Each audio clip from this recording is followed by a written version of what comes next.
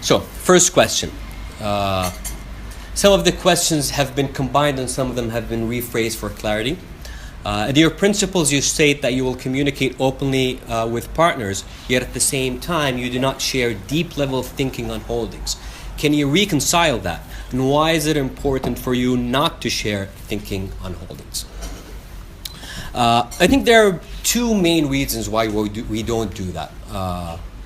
The more important reason and the more relevant reason is that it has to do with behavioral biases. Studies show that when you share an opinion, whether in this case it's about an investment or a political position or whatever opinion that you're sharing, studies show that when you share a position, defend it publicly, and give more details about it, something happens in your head, basically, and it makes it you a lot less likely to walk away from that position.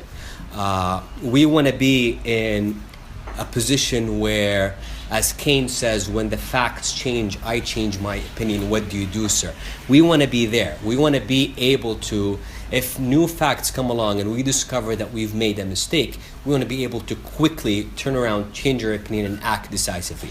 There is no gain by sharing information at that level, but there's a lot to lose in terms of the harm that we can do to the investment process.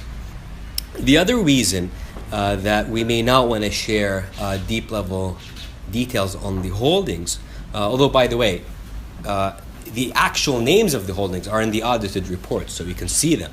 It's just we don't want to defend them or share specific details about them. The other reason is, while it may not have been relevant the past 5 years, we sure hope that it becomes more relevant in the next 5 or 6 years, which is as we become bigger, our actions in terms of the liquidity impact and constraints that we face when buying and selling individual stocks is going to become bigger.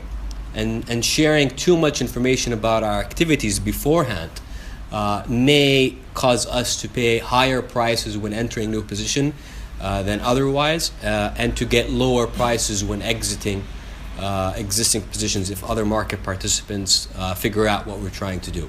And because we don't want to do something now and change it a year or 2 or 5 years down the road, we've opted since day one to act in a way that we think can be consistent with what we do for the next 5, 10, 20, 50 years.